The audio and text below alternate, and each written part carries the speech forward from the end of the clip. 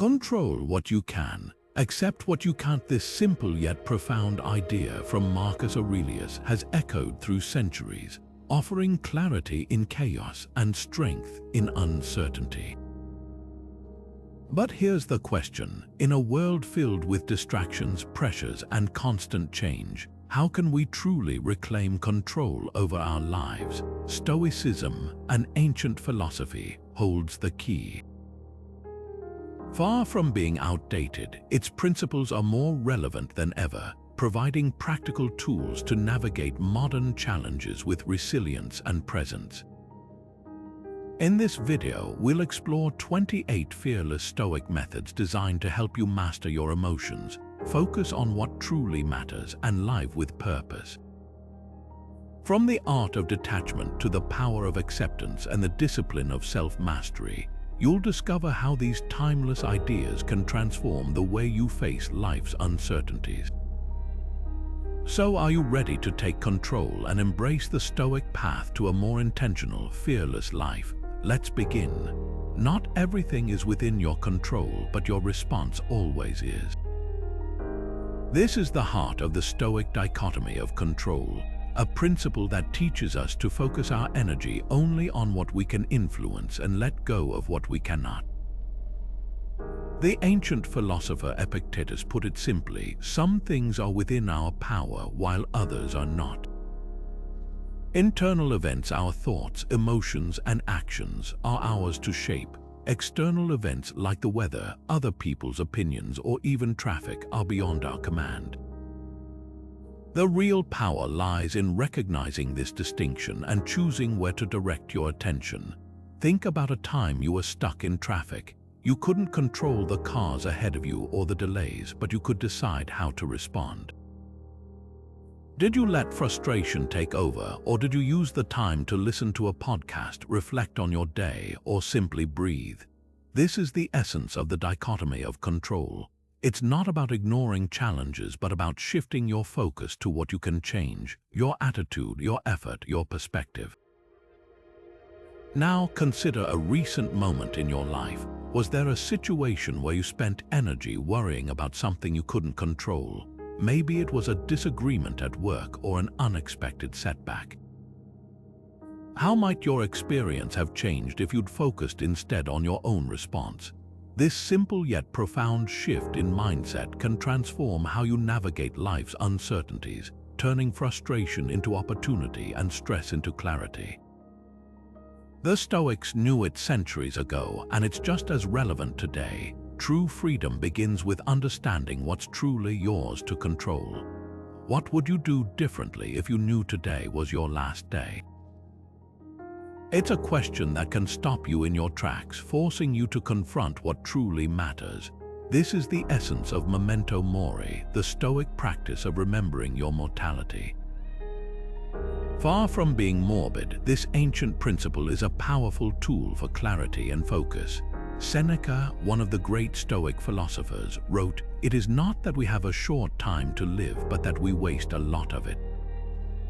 He reminds us that life is long enough if we use it wisely, but too often we squander it on distractions and trivialities. The Stoics didn't shy away from death, they embraced it as a teacher. They believed that by keeping the inevitability of death in mind, we could live more intentionally, shedding the weight of fear and regret. There's a famous story about Roman generals who, during their victory parades, would have a servant whisper in their ear, "Remember, you are mortal." This wasn't meant to diminish their achievements, but to keep them grounded, reminding them that even in moments of triumph, life is fleeting. Imagine applying this practice to your own life. What would shift if you carried this awareness with you daily? Would you spend less time scrolling through social media and more time connecting with loved ones? Would you chase fewer superficial goals and focus instead on what brings you genuine fulfillment? Memento Mori isn't about living in fear of death. It's about using the awareness of it as a catalyst to live boldly and authentically. Take a moment to reflect. If today were your last, what's one thing you'd do differently? Write it down. It might be a small change, like calling a friend you've been meaning to reconnect with, or something larger, like pursuing a dream you've been putting off. The act of writing it makes it real, a tangible reminder of what truly matters. This is the gift of Memento Mori. It strips away the noise and brings us back to what's essential, urging us to live not just longer but better. Expect the worst but hope for the best. This is the Stoic practice of Premeditatio Malorum, or the premeditation of evils. At its core, it's about mentally preparing for life's challenges before they arise. Marcus Aurelius, the philosopher king, put it this way: the art of living is more like wrestling than dancing, because an artful life requires being prepared to meet and withstand sudden and unexpected attacks. This isn't about pessimism, it's about resilience. By imagining what could go wrong, you arm yourself with the clarity and strength to face it if it does. Think of it like packing an umbrella on a cloudy day. You don't expect it to rain, but you're ready if it does. This simple act of preparation shifts your mindset from reactive to proactive. The Stoics believed that by visualizing potential setbacks, you strip them of their power to shock or overwhelm you. When you've already walked through the worst-case scenario in your mind, you're less likely to be caught off guard. Let's take a practical example. Imagine you're about to have a tough conversation with a colleague or a loved one. Instead of avoiding it or hoping it will go perfectly, you could spend a few minutes visualizing how it might unfold. What if they respond defensively? What if the conversation doesn't go as planned? By mentally rehearsing these possibilities, you're not only preparing your responses but also calming your nerves. You're no longer at the mercy of the situation, you've already taken control. Now consider a challenge you've been avoiding. Maybe it's a difficult project at work, a health concern, or a personal goal you've been putting off. What's the worst that could happen? Take a moment to picture it, then ask yourself, how would you respond? What steps could you take to mitigate the impact? This exercise isn't about dwelling on fear, it's about building confidence. When you face the unknown with preparation, you transform uncertainty into opportunity. Premeditatio Malorum is a tool, not a burden. It's a way to live with courage, knowing that no matter what life throws at you, you've already considered it and you're ready. So, what's one challenge you've been avoiding? How might you prepare for it today? The act of preparation itself is a step toward mastery, a way to reclaim control and face life with fearless clarity. Love your fate, no matter how harsh it seems. This is the essence of Amor Fati, a Stoic principle that challenges us to embrace everything life throws at us, not as a burden but as a gift. The philosopher Nietzsche, though not a Stoic himself, captured this idea perfectly when he wrote, "My formula for greatness in a human being is Amor Fati." That one wants nothing to be different, not forward, not backward, not in all eternity. In other words, to love your fate is to accept every moment, every challenge, and every triumph as an essential part of your journey. The Stoics believed that everything happens for a reason, not in a mystical sense, but as a natural part of life's unfolding. When you truly embrace Amor Fati, you stop resisting what you cannot change and start finding meaning in it. This isn't about passive resignation, it's about active acceptance. It's about saying, this is my life, my story, and I will make the most of it. Consider the story of Nelson Mandela. For 27 years, he was imprisoned for fighting against apartheid in South Africa. Yet, instead of letting bitterness consume him, he chose to see his imprisonment as an opportunity, a chance to reflect, to grow, and to prepare for the work ahead. When he was finally released, he emerged not as a man broken by hardship, but as a leader who transformed his nation. Mandela's life is a testament to the power of Amor Fati. He didn't just endure his fate, he loved it, finding purpose even in the darkest moments. Now, think about your own life. Can you recall a time when something difficult, even painful, turned out to be a turning point? Maybe it was a job loss that pushed you to pursue a passion, or a breakup that led you to rediscover your independence. Hardship often carries hidden gifts, lessons, strengths, or opportunities we might never have found otherwise. The Stoics would say that these moments aren't obstacles, they're stepping stones. So here's a question to reflect on. What's one challenge in your life that, looking back, you can now see as a catalyst for growth? Write it down, acknowledge it, and if you're facing a difficulty right now, ask yourself, how can I embrace this moment not as a setback but as a necessary part of my path? Ammaphati invites us to see life not as a series of random events, but as a story we're actively shaping, one where every twist and turn has its place. When you learn to love your fate, you unlock a profound sense of freedom, knowing that no matter what happens, you have the power to make it meaningful. How often do your emotions dictate your actions? It's a question worth pausing on, because so much of how we navigate life depends on our ability to manage our feelings rather than being ruled by them. This is where the Stoic practice of cognitive detachment comes in. It's not about suppressing emotions or becoming cold and unfeeling. It's about creating a space between what you feel and how you respond. Epictetus, the Stoic philosopher, put it succinctly, it's not what happens to you, but how you react to it that matters. In other words, external events don't disturb us. It's our judgments about those events that do. Let's take a modern example, criticism. Imagine you've just received harsh feedback on a project you worked hard on. Your first reaction might be frustration, defensiveness, or even self-doubt. These emotions are natural, but here's the key: they don't have to dictate your next move.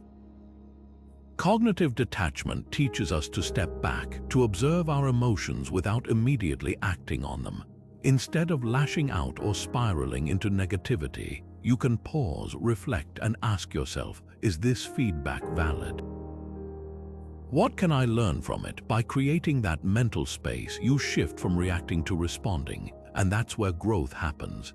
This practice isn't just about handling criticism, it applies to every area of life. Think about a time when you felt overwhelmed by anger, anxiety, or sadness.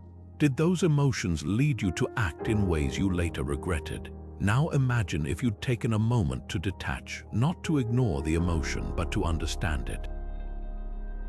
What might have changed? The Stoics believed that emotions themselves aren't the problem. It's our unchecked attachment to them that causes turmoil. When we learn to observe our feelings without letting them take the wheel, we reclaim control over our actions and ultimately our lives. Here's a simple exercise to try. The next time you feel a strong emotion, pause for a moment. Take a deep breath and ask yourself, what is this emotion telling me? Is it based on a judgment I'm making? This small act of observation can be transformative. It allows you to respond with intention rather than impulse, to choose your actions rather than being carried away by the tide of emotion.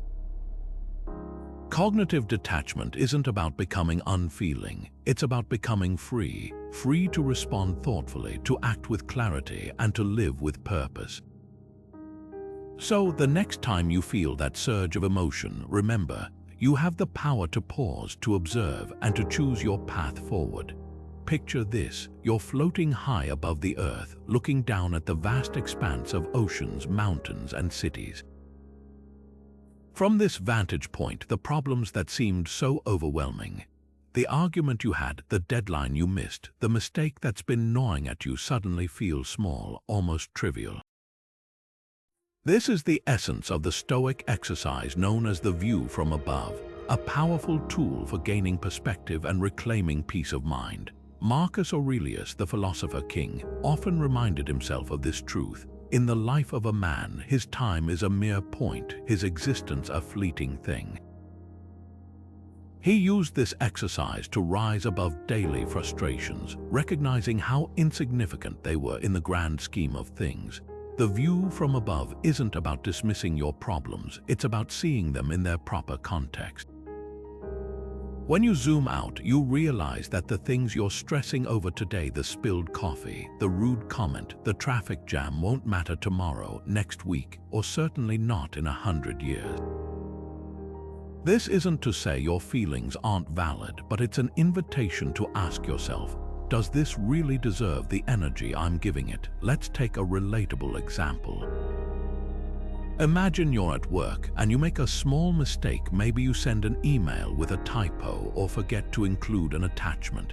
At first, it feels like the end of the world. Your heart races, your mind spirals, and you can't stop replaying the moment. But what if, instead of getting caught in that spiral, you step back and ask yourself, how important is this in the bigger picture? Will anyone even remember this next week? The answer is almost always no. The view from above helps you see that most of what we worry about is fleeting, and that realization can be incredibly freeing. Here's how you can apply this practice in your own life. The next time you feel frustration or anxiety creeping in, take a moment to mentally zoom out. Imagine yourself looking down at your life from space. See your surroundings, your city, your country, and finally, the entire planet. Notice how small everything looks from that distance. Then bring that perspective back to your current situation. Does it still feel as heavy as it did before? Chances are it won't. The view from above is more than just a mental exercise, it's a way of life. It teaches us to focus on what truly matters and to let go of what doesn't. It's a reminder that we're part of something much larger, and that most of the things we stress over are, in the end, just tiny blips in the grand tapestry of existence. So, the next time you feel the weight of the world on your shoulders, remember to look up. You might just find that the view changes everything. What if discomfort could become your greatest teacher? The Stoics believed that deliberately embracing hardship was one of the most effective ways to build resilience and inner strength. This practice, known as voluntary discomfort, is about willingly choosing to step outside your comfort zone, not to punish yourself, but to prepare yourself. Seneca, the Stoic philosopher, put it this way: set aside a certain number of days during which you shall be content with the scantiest and cheapest fare, with coarse and rough dress, saying to yourself the while, is this the condition that I feared? By facing discomfort head-on, the Stoics taught, we can strip away our fear of it and discover just how much we're capable of enduring. This might sound counterintuitive in a world that constantly seeks comfort and convenience. Why would anyone choose to endure hardship when they don't have to? But here's the thing, life doesn't always offer us the luxury of comfort. Challenges, setbacks, and unexpected difficulties are inevitable. By practicing voluntary discomfort, we train ourselves to handle these moments with grace and strength. It's like building a muscle. The more you exercise it, the stronger it becomes. Take cold showers, for example. It's a simple act, but one that requires mental fortitude. When you step into that icy water, your first instinct is to recoil, to retreat to warmth and comfort. But if you stay, if you breathe through the initial shock, you'll notice something remarkable. Your mind grows quieter, sharper, more focused. You've proven to yourself that you can endure discomfort, and that realization carries over into other areas of life. Suddenly, the small annoyances, the traffic jam, the long line at the store, don't feel as overwhelming. You've already faced something harder and you came out stronger. Or consider fasting. It's not just about abstaining from food. It's about mastering your impulses and reminding yourself that you don't need constant indulgence to survive. The Stoics often practiced fasting to cultivate self-discipline and gratitude. When you voluntarily go without something you usually take for granted, you gain a deeper appreciation for it and a clearer understanding of your own limits. So here's a challenge for you today. Choose one small act of voluntary discomfort. It could be as simple as taking a cold shower, skipping a meal, or walking instead of driving.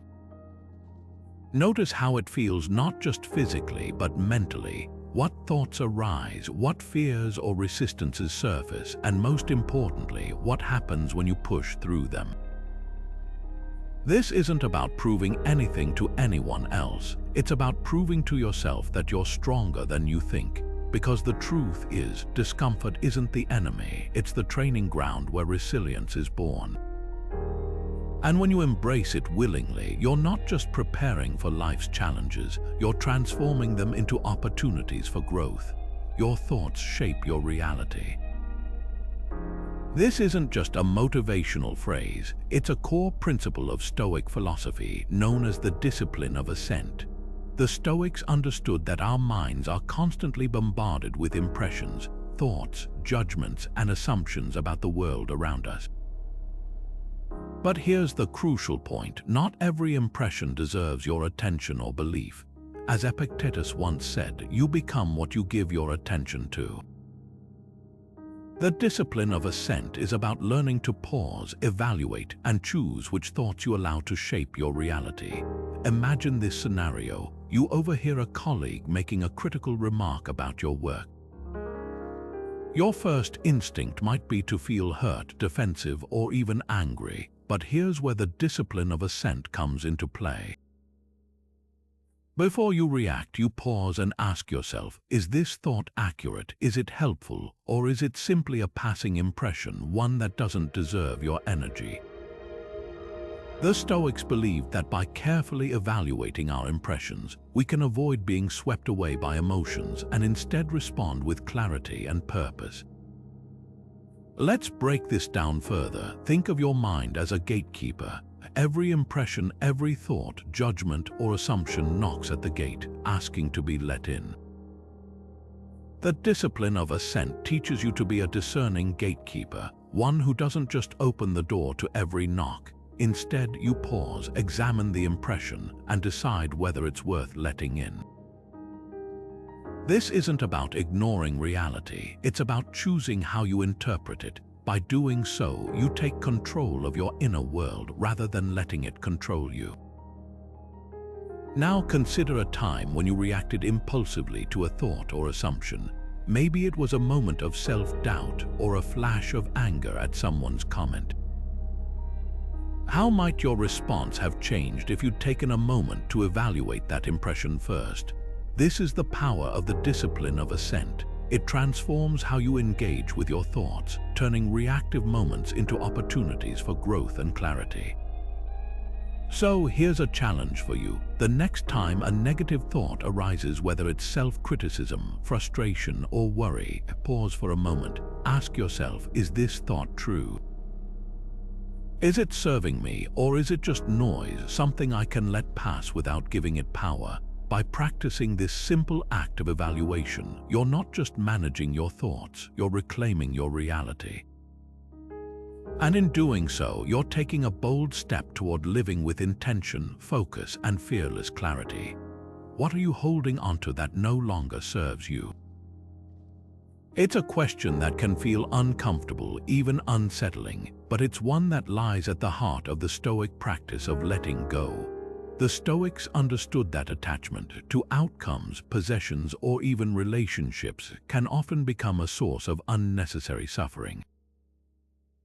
Marcus Aurelius, the philosopher king, reflected on this truth when he wrote, "Everything is ephemeral, both that which remembers and that which is remembered." In other words, nothing lasts forever, and clinging to what is fleeting only distracts us from what truly matters.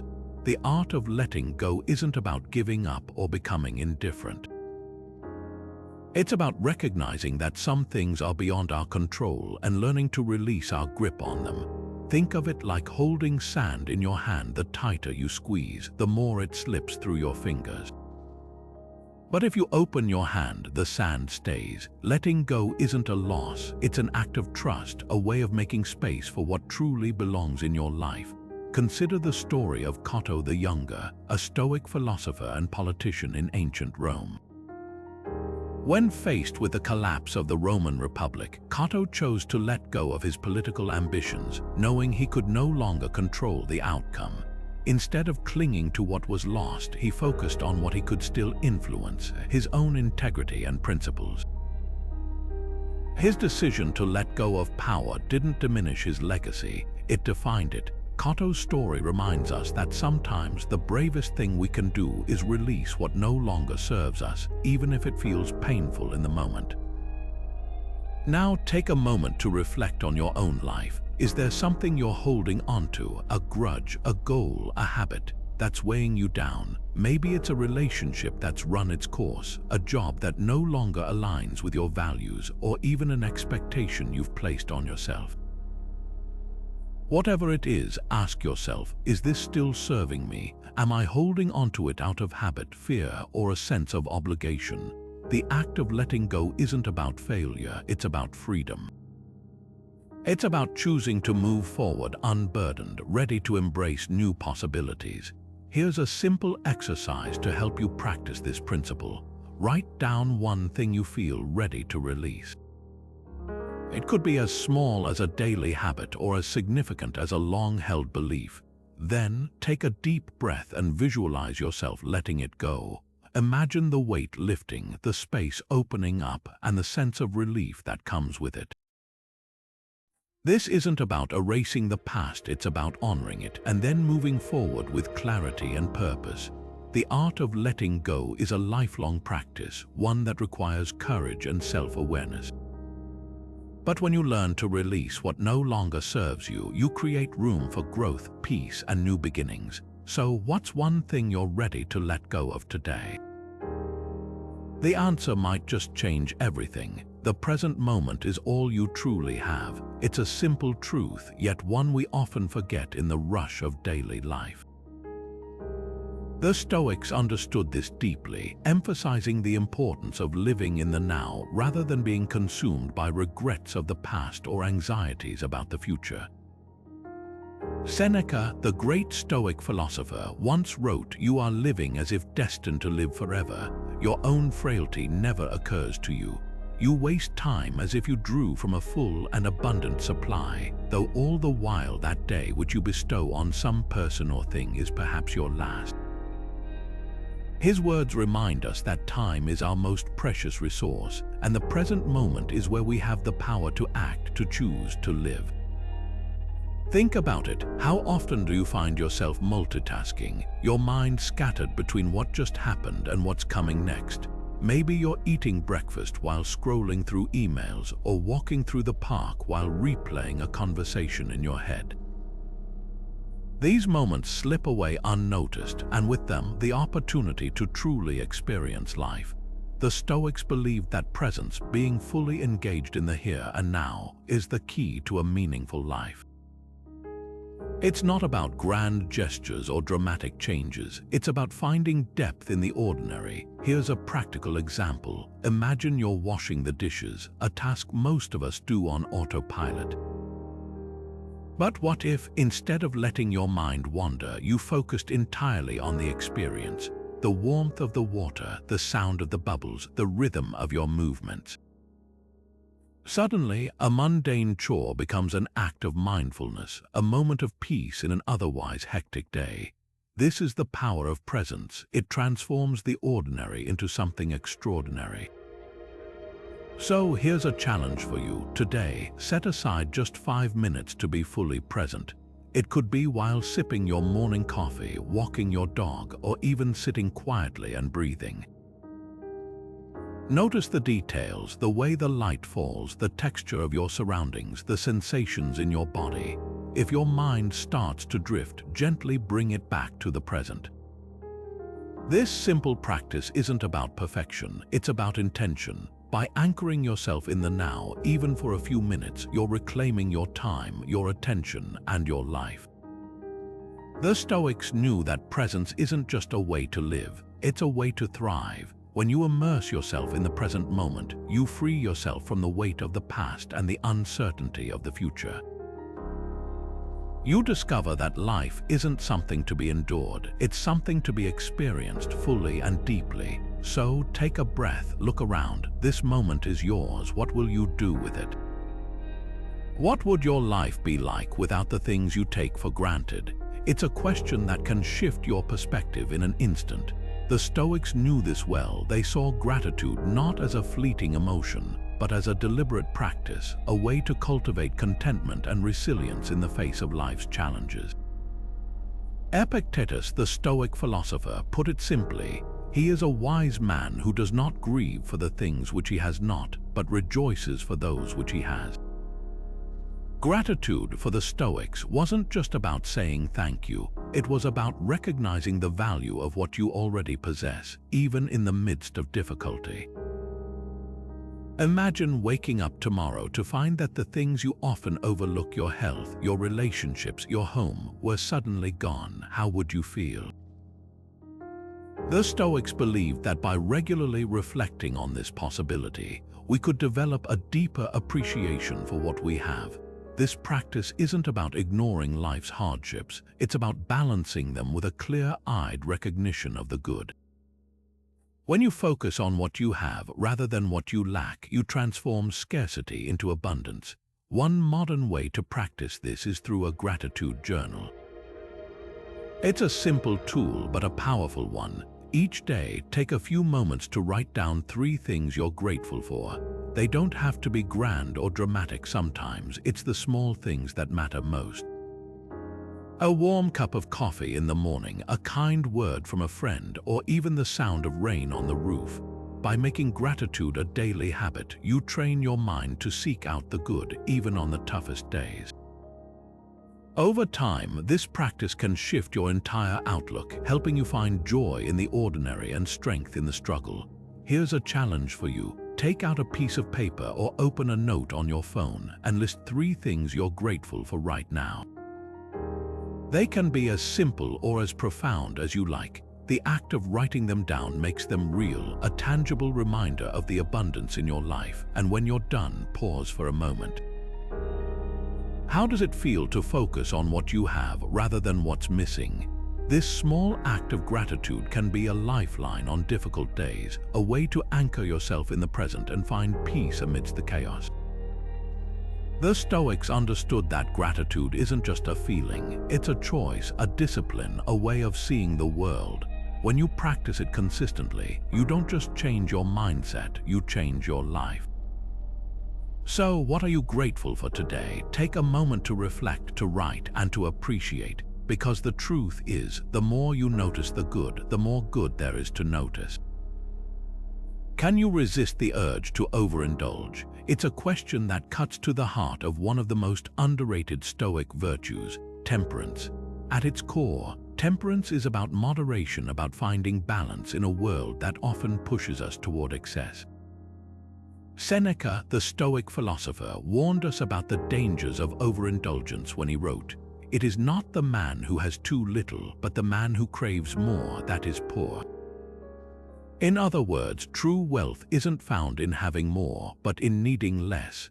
Temperance teaches us to master our desires rather than being mastered by them, to find freedom in restraint rather than restriction. Think about the modern world we live in.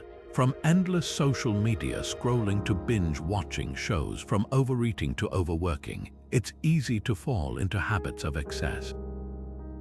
But here's the thing, every time we give into these urges, we surrender a little bit of our self-control. The Stoics believed that self-control isn't just about saying no, it's about saying yes to what truly matters. It's about aligning our actions with our values, even when it's uncomfortable. Let's take a practical example: screen time. How often do you pick up your phone without thinking, only to realize an hour has passed? The Stoic approach to this would be to pause and ask yourself, is this adding value to my life, or is it just a distraction? By setting limits on screen time, you're not depriving yourself, you're reclaiming your time and attention. You're choosing to invest in activities that nourish your mind and soul, rather than letting technology dictate your day. Now consider your own life. Is there an area where you could practice temperance? Maybe it's cutting back on caffeine, reducing impulse purchases, or even limiting the time you spend worrying about things you can't control. The key is to start small. Choose one habit, one area of your life, and experiment with moderation. Notice how it feels to resist the urge to overindulge. You might find that the act of saying no brings a surprising sense of empowerment. Temperance isn't about denying yourself pleasure. It's about finding joy in simplicity, in balance, in knowing when enough is enough. It's a virtue that reminds us that true freedom comes from within, not from external indulgence. So, what's one area of your life where you could practice temperance today? The choice is yours, and it's in that choice that you'll discover the strength of self-control and the quiet power of moderation. Fear is not the enemy, inaction is. This is the Stoic truth that challenges us to move forward, even when every instinct tells us to stay still. The Stoics didn't see fear as something to avoid or suppress. They saw it as a signal, a call to action. Marcus Aurelius, the philosopher king, put it this way: waste no more time arguing what a good man should be one. His words remind us that courage isn't the absence of fear. It's the decision to act in spite of it. It's about doing what's right, even when it feels hard, uncertain, or uncomfortable. Think about Rosa Parks, a woman whose quiet courage changed the course of history. In 1955, she refused to give up her seat on a bus in Montgomery, Alabama, defying the unjust laws of segregation. She wasn't fearless. She later admitted to being terrified, but she acted anyway. Her decision wasn't just about a bus seat. It was about standing up for what she believed in, even when the stakes were high. Rosa Parks didn't wait for the perfect moment or for fear to disappear. She acted, and in doing so, she inspired millions. The Stoics would say that her courage wasn't extraordinary, it was human. We all have the capacity to act in the face of fear, to choose what's right over what's easy. But too often, we let fear paralyze us. We wait for the perfect conditions, for the fear to subside, for someone else to take the first step. And while we wait, opportunities slip away, dreams gather dust, and life passes us by. So, here's a question for you. What's one fear that's holding you back? Maybe it's the fear of failure, of judgment, or of the unknown. Whatever it is, recognize that fear isn't your enemy, it's your teacher. It's showing you where you need to grow, where you need to push beyond your comfort zone. And the best way to overcome it, take one small step forward. It doesn't have to be a grand gesture, it just has to be movement. Send that email, make that call, start that project. Action, no matter how small, diminishes fear. It builds momentum, confidence, and clarity. The Stoics knew that courage isn't a single, heroic act, it's a daily practice. It's choosing to act even when you're unsure, even when it's hard, even when the outcome is uncertain. So today, ask yourself, what's one small step I can take to move past my fear? Write it down, then take it, because the truth is, courage isn't something you find. It's something you create, one step at a time. How often do you speak without thinking? It's a question worth sitting with for a moment, because in a world that's constantly buzzing with noise, the Stoics saw silence as a superpower. They understood that words carry weight not just in what they say, but in how they're said and when they're spoken. Epictetus, the Stoic philosopher, put it bluntly: we have 2 ears and 1 mouth so that we can listen twice as much as we speak. His words remind us that silence isn't just the absence of sound. It's a deliberate choice, a way to create space for understanding, clarity, and wisdom. Think about the last time you were in a heated conversation. Maybe it was a disagreement with a colleague, a tense moment with a loved one, or even a social media argument. In those moments, it's easy to let emotions take the wheel, to react impulsively and say things we later regret. But what if, instead of jumping to respond, you paused? What if you took a breath, listened deeply, and chose your words with care? The Stoics believed that this kind of thoughtful communication wasn't just about avoiding conflict, it was about cultivating inner peace and fostering connection. Let's take a practical example. Imagine you're in the middle of an argument. Voices are raised, tension is high, and every instinct tells you to defend yourself or fire back. But instead of reacting, you choose silence. You take a moment to truly listen, to understand the other person's perspective. In that pause, something remarkable happens. The energy shifts. The anger softens, the defensiveness fades, and suddenly there's room for resolution. This is the power of silence. It's not about winning the argument, it's about creating space for understanding. The Stoics weren't advocating for silence as a way to avoid conflict or shut down communication. On the contrary, they saw it as a tool for deeper connection. By listening more and speaking less, we show respect for others, we learn more about their experiences, and we give ourselves the opportunity to respond with intention rather than impulse.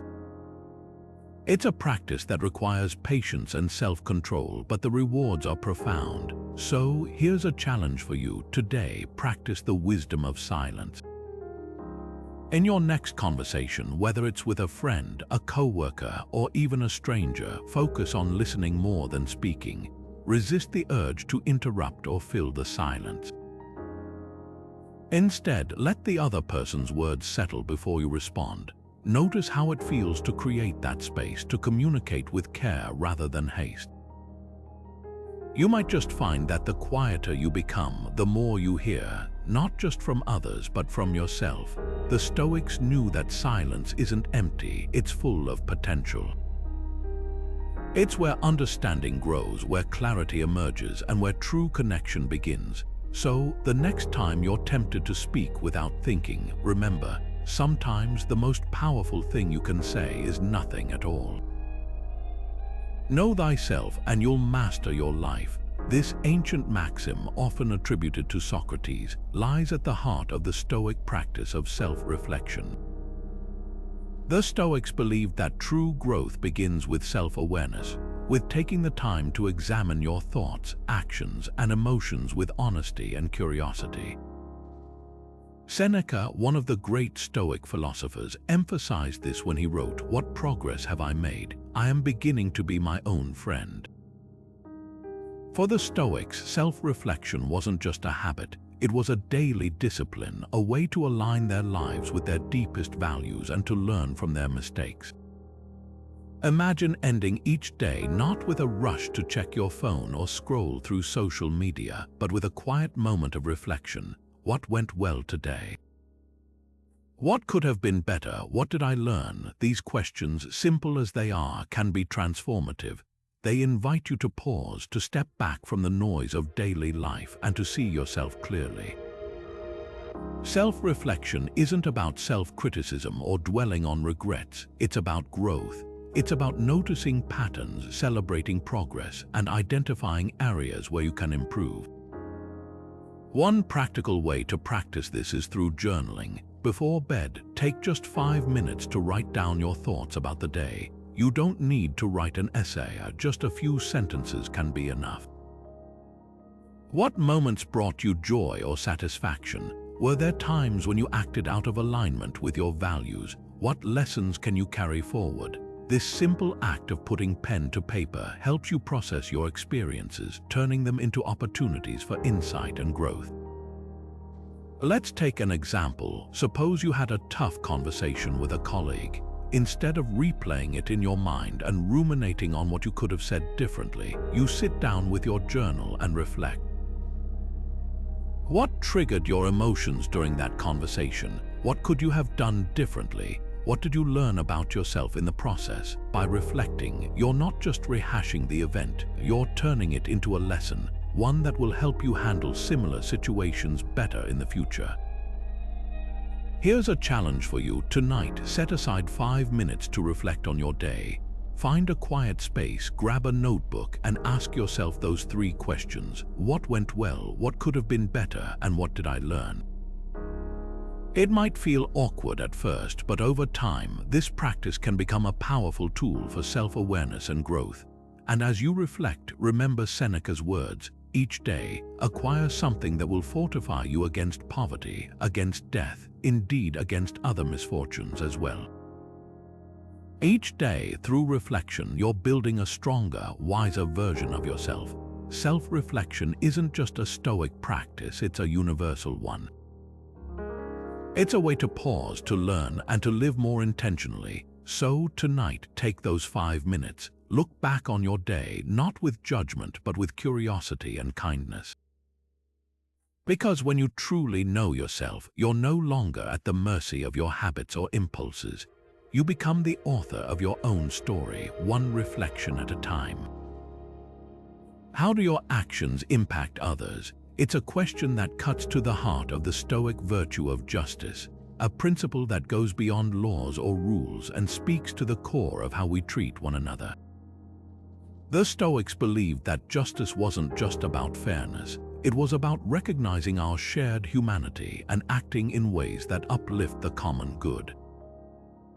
Marcus Aurelius, the philosopher king, captured this idea beautifully when he wrote, "What is not good for the swarm is not good for the bee." In other words, our well-being is tied to the well-being of those around us. Acting justly means acting with integrity, compassion, and a sense of responsibility toward others. Think about the last time you stood up for someone, maybe a colleague who was being unfairly criticized or a stranger who needed help. That moment wasn't just about them, it was about you too. By choosing to act with fairness and kindness, you weren't just helping another person.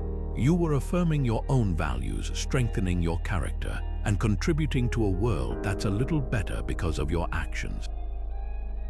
The Stoics would say that justice isn't a burden, it's a gift, a way to connect with others and create meaning in your own life. Let's take a practical example.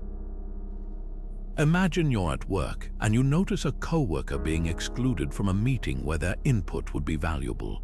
You could stay silent, telling yourself it's not your problem. Or you could speak up, ensuring they're included and their voice is heard.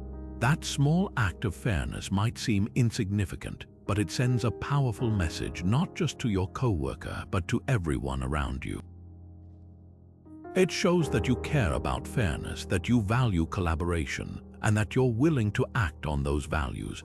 Justice, in the Stoic sense, is often found in these everyday choices, in the moments when we decide to do what's right, even when it's not easy. Now consider your own life. How do your actions ripple out into the world? Are there ways you could act more justly, more kindly, more fairly? It doesn't have to be a grand gesture. It could be as simple as offering a listening ear, holding the door for someone, or speaking up when you see something wrong. The Stoics believed that every act of justice, no matter how small, contributes to a better world. And more than that, it shapes who you are, aligning your actions with your deepest values. So here's a challenge for you today. Choose one act of kindness or fairness you can do for someone else. It might be something small, like complimenting a stranger, or something more significant, like advocating for someone who can't speak for themselves. Whatever it is, let it be a reflection of your commitment to justice, to fairness, to the common good. Because when you act with integrity and compassion, you're not just changing the world around you, you're becoming the person you were meant to be. What do you truly need to be happy? It's a question that can feel unsettling, especially in a world that constantly tells us we need more money, more success, more stuff. But the Stoics challenge us to think differently. They believe that happiness doesn't come from acquiring more. It comes from aligning our desires with what is virtuous and within our control. Epictetus, the Stoic philosopher, put it this way: wealth consists not in having great possessions, but in having few wants. His words remind us that true freedom lies not in what we have, but in what we choose to desire. The discipline of desire is about redefining what we want, not by chasing external things, but by focusing on what truly matters: our character, our values, and our ability to live with integrity. It's a practice that requires us to examine our desires, to ask ourselves, is this something I truly need, or is it a craving I've been conditioned to pursue? By doing so, we strip away the layers of excess and uncover what's essential: a life rooted in purpose rather than possessions. Let's take a modern example: minimalism. Think about the growing trend of simplifying our lives, of decluttering our homes and minds. At its core, minimalism isn't just about owning fewer things, it's about freeing ourselves from the endless cycle of wanting. It's about recognizing that the more we accumulate, the more we have to maintain, worry about, and ultimately let go of. The Stoics would say that this isn't just a lifestyle choice, it's a philosophical one. By limiting our desires, we create space for what truly brings us joy, meaningful connections, personal growth, and inner peace. Now consider your own life. Is there something you desire, a new gadget, a promotion, a certain lifestyle that deep down you know won't truly fulfill you? What if instead of chasing it, you let it go? This doesn't mean giving up on ambition or living without comfort. It means being intentional about what you pursue. It's about asking yourself, does this align with my values? Does it serve my growth, or is it just another distraction pulling me away from what really matters? Here's a challenge for you. Identify one unnecessary desire you can release today. Maybe it's the urge to constantly check your phone, the pressure to keep up with trends, or even the need for external validation. Write it down and then take a moment to reflect. What would your life look like without it? The discipline of desire isn't about deprivation, it's about liberation. It's about choosing to want less so you can live more fully, more authentically, and more freely. So, what do you truly need to be happy? The answer might surprise you, because when you align your desires with what's virtuous, you discover that happiness isn't something you chase, it's something you already have, waiting to be uncovered. Calmness is a superpower. In a world that often feels chaotic and overwhelming, the ability to remain composed no matter what's happening around you is one of the most valuable skills you can develop. The Stoics called this equanimity, the practice of maintaining inner peace regardless of external circumstances. Seneca, the Stoic philosopher, captured this idea perfectly when he wrote, "A gem cannot be polished without friction, nor a man perfected without trials." His words remind us that challenges aren't meant to break us. They're opportunities to strengthen our calm, to refine our character, and to grow.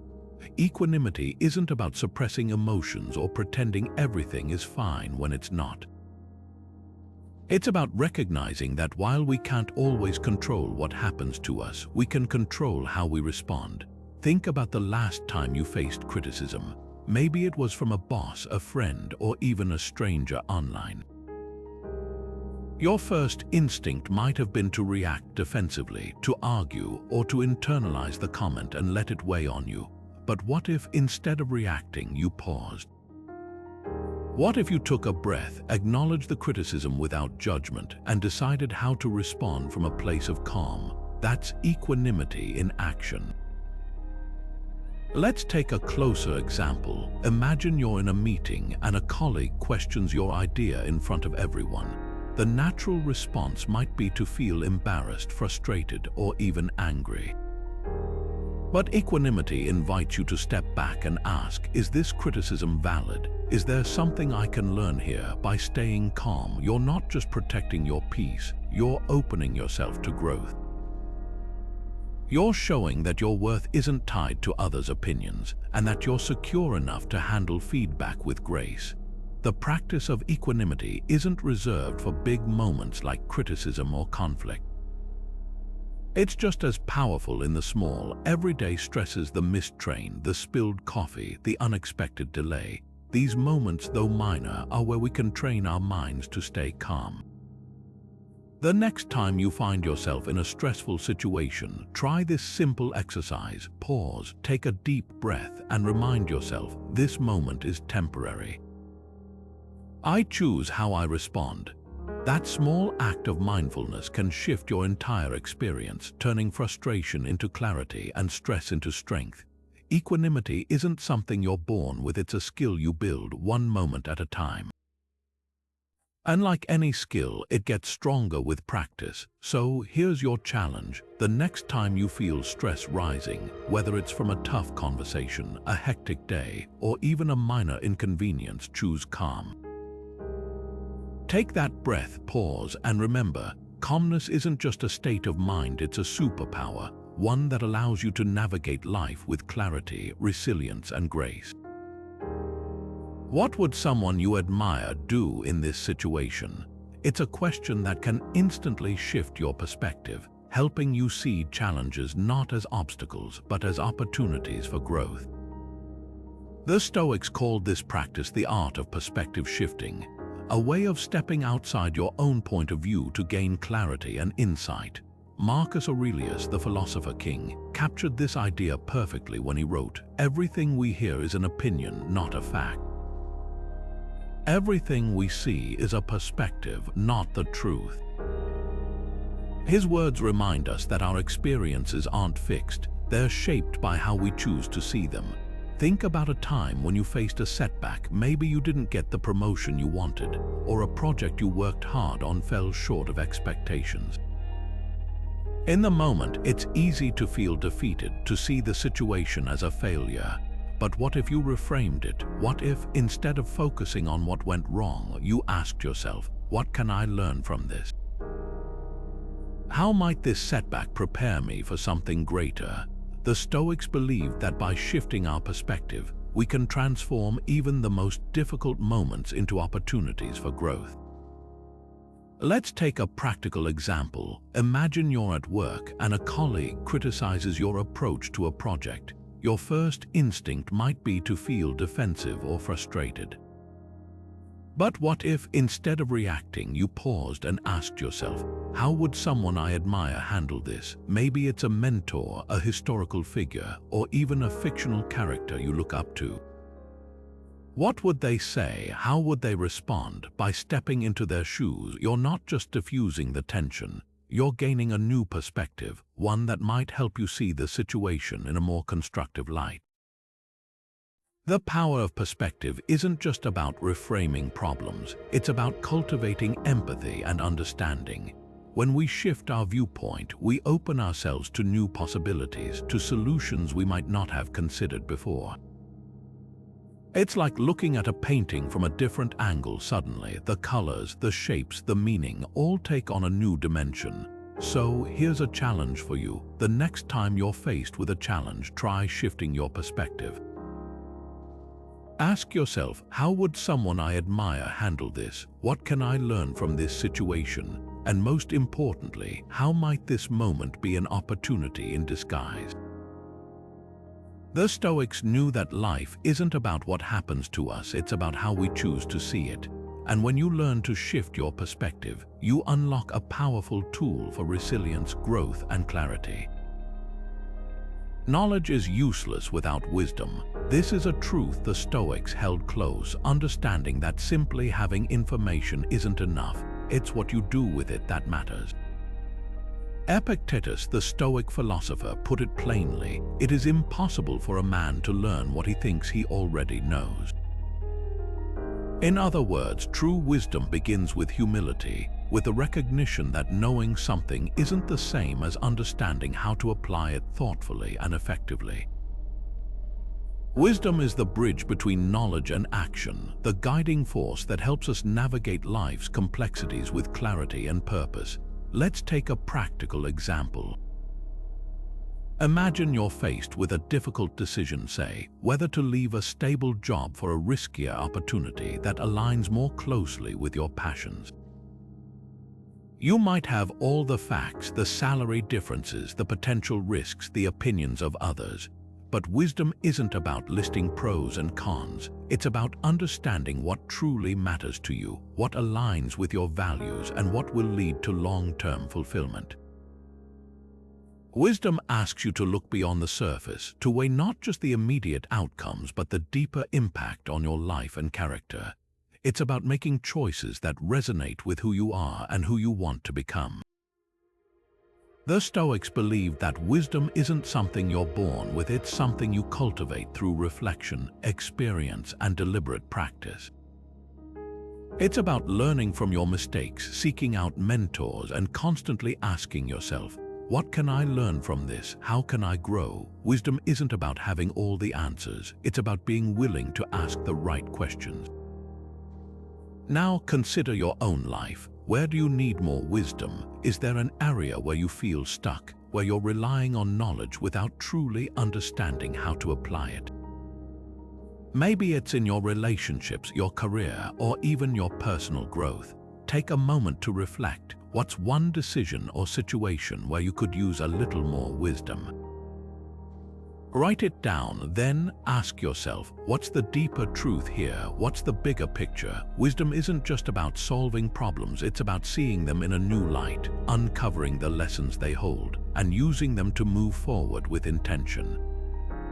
The Stoics knew that wisdom isn't just a lofty ideal. It's a practical tool, one that helps us live with clarity, purpose, and resilience. So, as you reflect on your own life, remember, knowledge is the map, but wisdom is the compass. It's what guides you through the unknown, helping you navigate life's challenges with grace and confidence.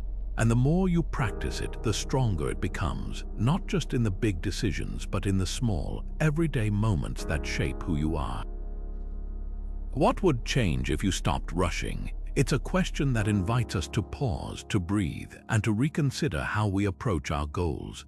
In a world that often glorifies speed and instant results, the Stoics remind us that patience is not just a virtue. It's a practice, a way of aligning ourselves with the natural rhythms of life.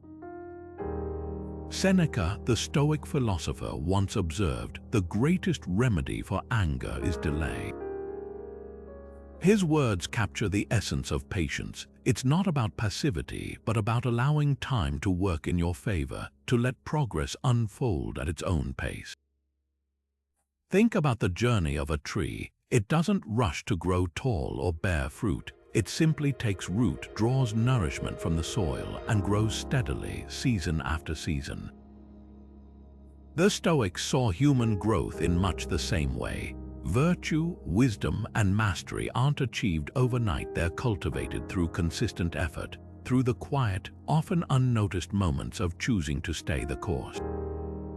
Patience, then, isn't about waiting idly. It's about trusting the process, even when the results aren't immediately visible. Consider a modern example: career growth. Imagine you've been working toward a promotion, putting in long hours and honing your skills, but no matter how hard you work, the opportunity hasn't come yet. It's easy to feel frustrated, to question your efforts, or even to consider giving up. But what if, instead of rushing, you embraced patience? What if you saw this time not as a delay, but as an opportunity to deepen your expertise, to strengthen your relationships, and to prepare yourself for when the moment finally arrives? The Stoics would say that this is where true growth happens, not in the rush to achieve, but in the steady commitment to becoming. So, here's a challenge for you. Choose one area of your life where you can practice patience today. Maybe it's a personal goal, like learning a new skill, or a relationship that needs time to heal. Whatever it is, let it be a reminder that not everything needs to happen right now. Progress often comes in small, incremental steps, and it's in those moments of waiting that we build resilience, clarity, and strength. Patience isn't just about enduring the wait, it's about finding meaning in the process. It's about recognizing that the journey itself is where we grow, learn, and prepare for what's to come. So take a breath, slow down, and trust that the best things in life often take time to unfold. Your character is your greatest asset. It's the foundation of who you are, the compass that guides your decisions, and the legacy you leave behind. The Stoics understood this deeply, championing integrity as one of the highest virtues. Marcus Aurelius, the philosopher king, put it this way: waste no more time arguing about what a good man should be one. His words cut straight to the heart of the matter. Integrity isn't about perfection, it's about alignment. It's about living in a way that reflects your deepest values, even when no one is watching. Think about the last time you faced a moral dilemma. Maybe it was a small choice, like whether to correct a cashier who gave you too much change, or a bigger one, like deciding whether to speak up when you saw something wrong at work. Integrity is what guides us in those moments. It's not about doing the easy thing. It's about doing the right thing, even when it's hard. The Stoics believed that every decision, no matter how small, is an opportunity to strengthen your character. And when you act with integrity, you're not just building trust with others, you're building trust with yourself. Let's take a practical example. Imagine you're at work and you've made a mistake. Maybe you missed a deadline or sent an email with incorrect information. Your first instinct might be to downplay it, to hope no one notices. But integrity calls you to do the opposite, to own up to the mistake, apologize, and take steps to fix it. It's not easy, but it's right, and in doing so, you're not just solving a problem, you're demonstrating courage, accountability, and respect. Those qualities don't just earn you the trust of others, they deepen your sense of self-respect. Now consider your own life. Where can you strengthen your integrity? Is there a situation where you've been avoiding the truth, even to yourself? Maybe it's a habit you know isn't serving you, a promise you've been putting off, or a conversation you've been avoiding. Whatever it is, take a moment to reflect. What would it look like to act with integrity in this situation? The Stoics would say that every choice is a chance to align your actions with your values, to live with honesty and consistency.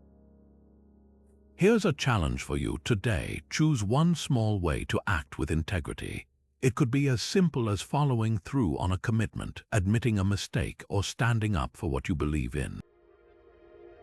Write it down and then take action, because integrity isn't just about the big moments, it's about the small, daily choices that shape who you are. And when you live with integrity, you're not just building a stronger character, you're creating a life of authenticity, trust, and purpose. What can you live without? It's a question that cuts through the noise of modern life, challenging us to strip away the excess and focus on what truly matters. The Stoics understood the power of simplicity long before minimalism became a trend. Epictetus, the Stoic philosopher, put it plainly: wealth consists not in having great possessions, but in having few wants. His words remind us that true abundance isn't found in accumulation, but in the freedom that comes from needing less. The practice of minimalism, then, isn't just about decluttering your home, it's about decluttering your mind, your habits, and your life. Think about the last time you cleaned out a closet or a drawer.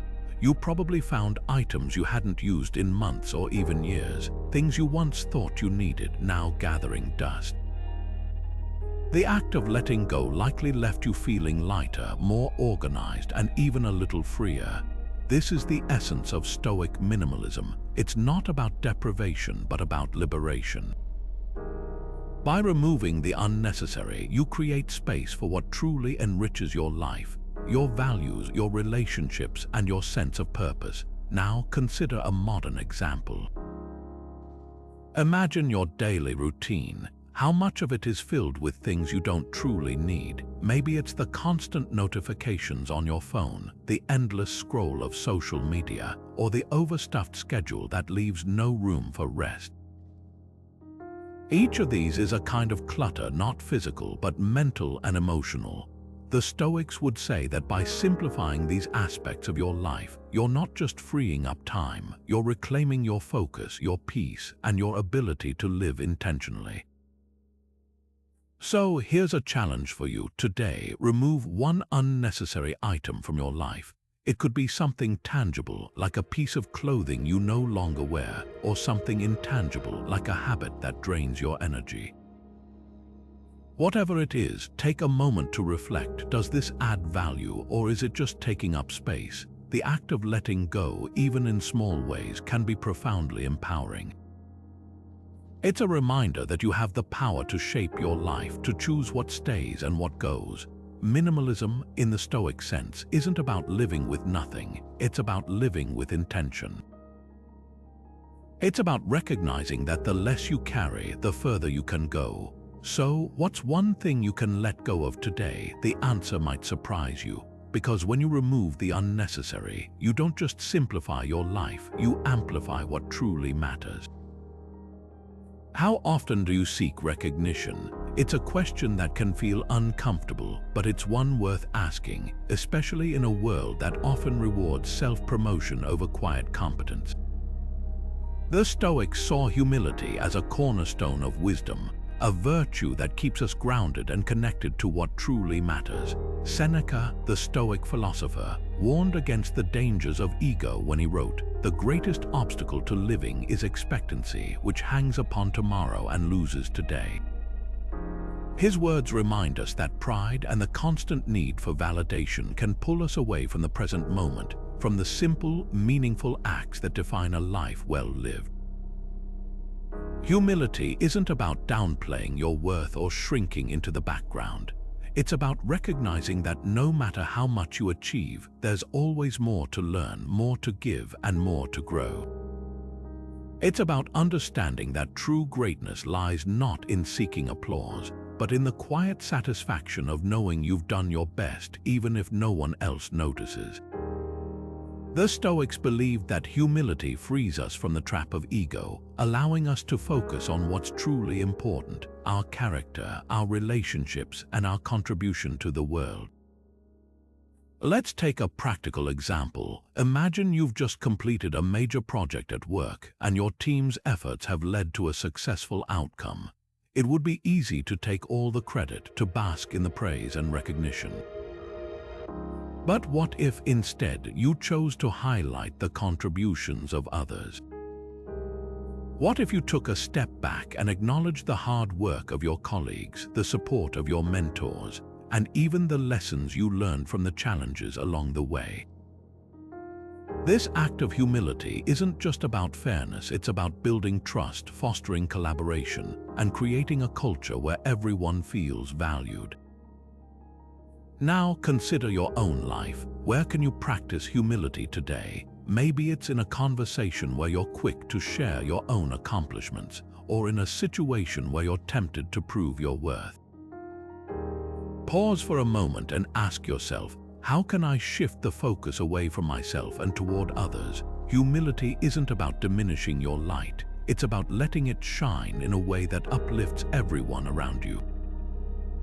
Here's a simple exercise to try. The next time you're in a meeting or a group discussion, resist the urge to speak first or dominate the conversation. Instead, listen deeply, ask questions, acknowledge the ideas and efforts of others. You might just find that in doing so, you not only strengthen your relationships but also gain new insights and perspectives.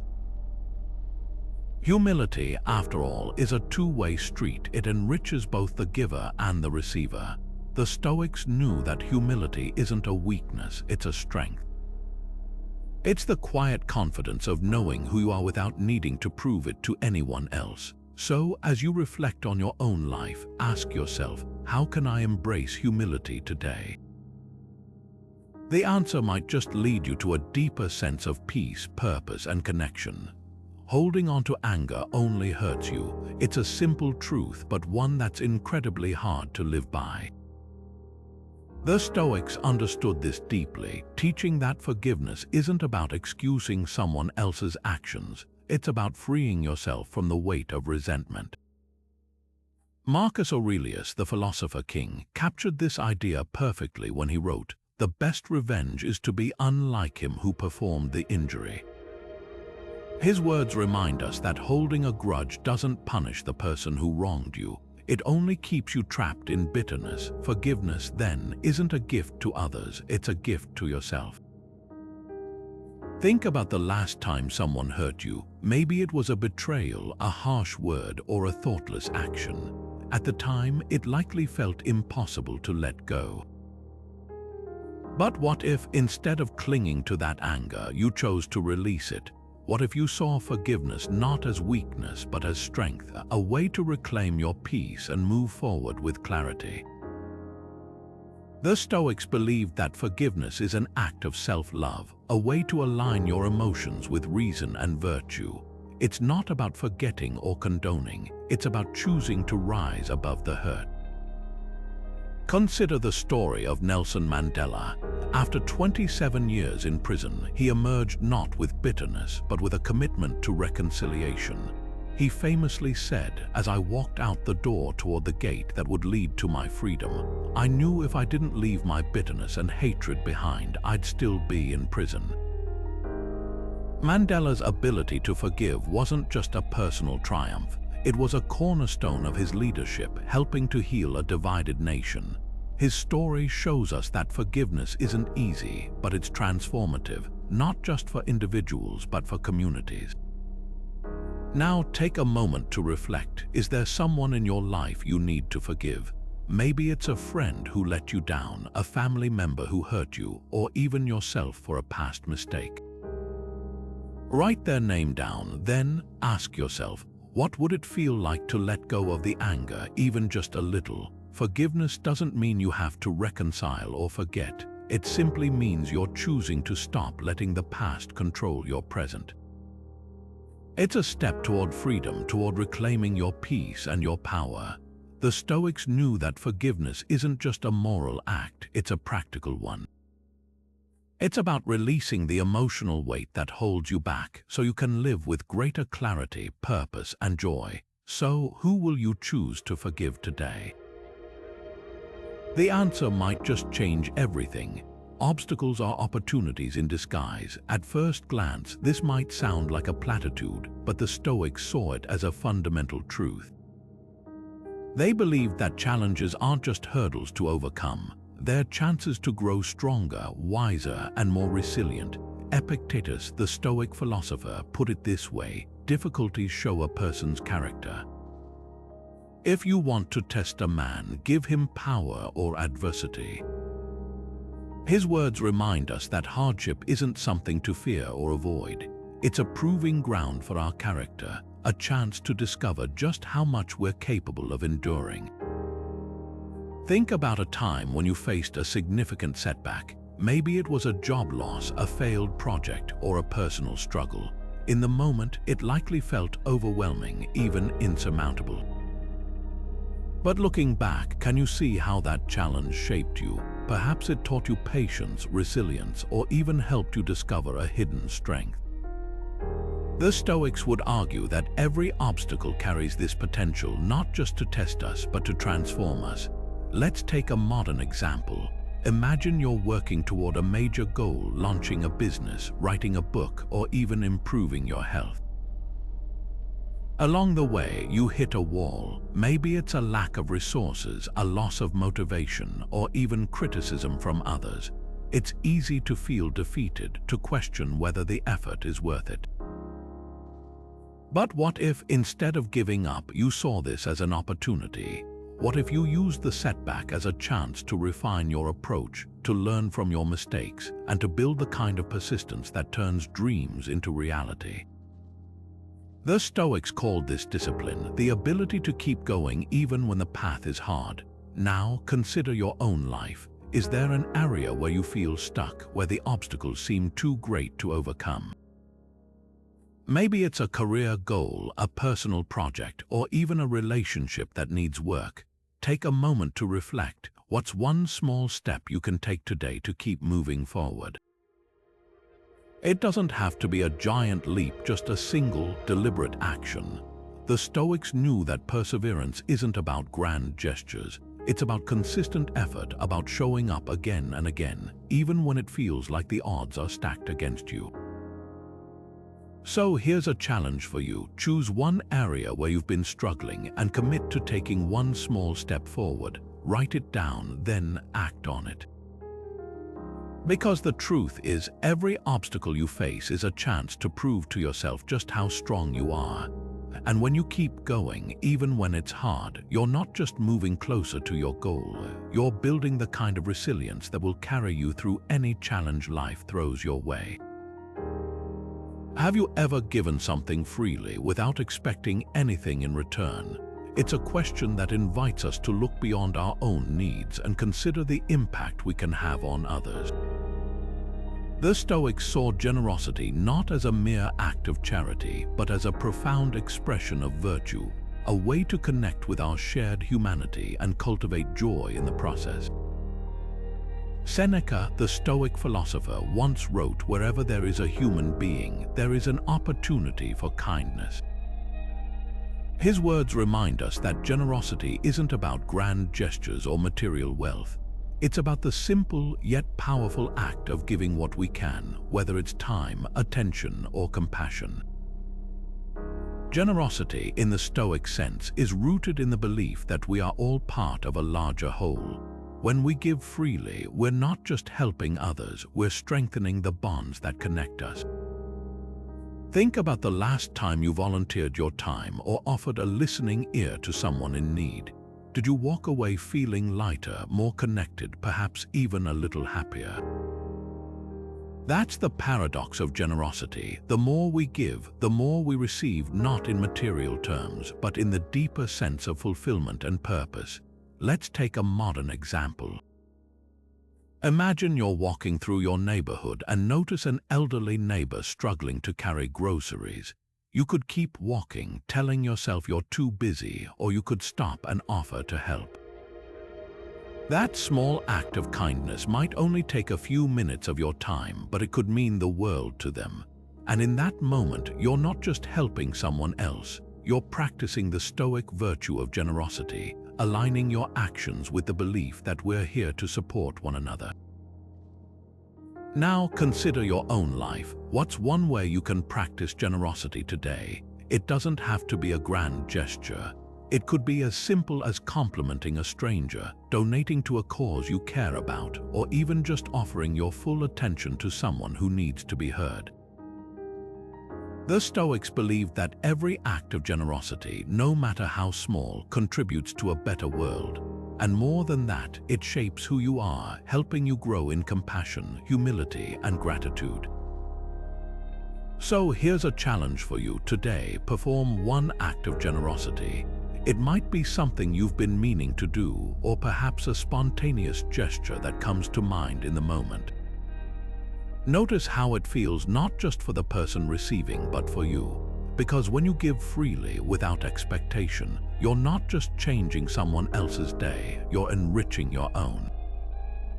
Generosity, after all, isn't just about what you give, it's about who you become in the process. Be who you are, not who others expect you to be. This is the essence of authenticity, a virtue the Stoics held in the highest regard. For them, living authentically wasn't about seeking approval or fitting into societal molds. It was about aligning your actions with your deepest values, no matter the external pressures. Marcus Aurelius, the philosopher king, captured this idea when he wrote, "Waste no more time arguing about what a good man should be one." His words remind us that authenticity isn't a performance, it's a commitment to living in truth, even when it's uncomfortable or unpopular. Think about the last time you felt pressured to conform. Maybe it was at work, in a social setting, or even online. It's easy to fall into the trap of people-pleasing, of molding yourself to fit others' expectations. But the Stoics would argue that this comes at a cost, the loss of your true self. Authenticity, on the other hand, is about standing firm in your values, even when it means standing alone. It's about recognizing that the only approval you truly need is your own. Let's take a practical example: resisting peer pressure. Imagine you're at a gathering, and the group is encouraging you to do something that doesn't align with your values, whether it's gossiping, drinking more than you're comfortable with, or engaging in behavior that feels wrong. In that moment, authenticity calls you to say no, to honor your boundaries and stay true to yourself. It's not about being confrontational or judgmental. It's about quietly, confidently choosing what's right for you.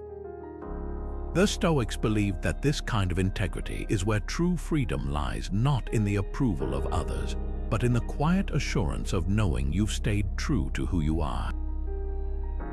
Now consider your own life. Where are you holding back, compromising your authenticity to fit in or avoid conflict? Maybe it's in your career where you're pursuing a path that looks impressive but doesn't resonate with your passions. Or perhaps it's in your relationships where you're hiding parts of yourself to avoid judgment. Take a moment to reflect. What's one way you can be more authentic today?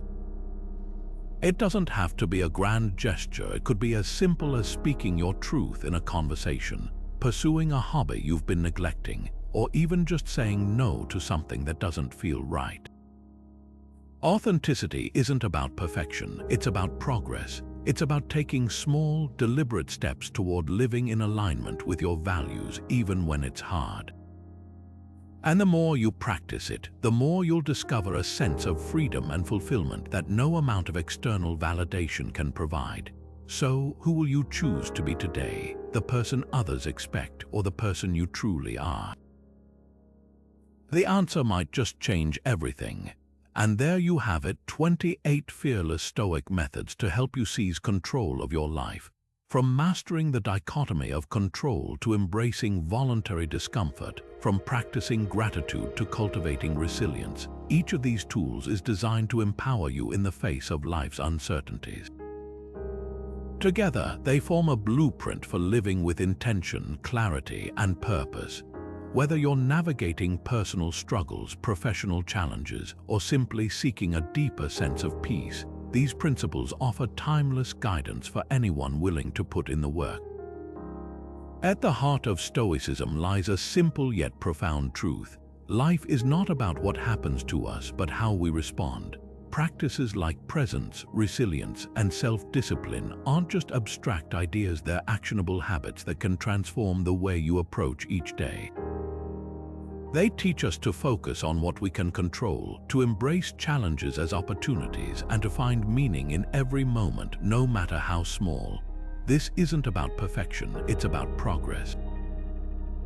It's about choosing day by day to live with courage and integrity.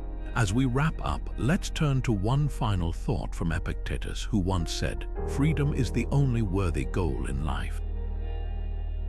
It is won by disregarding things that lie beyond our control."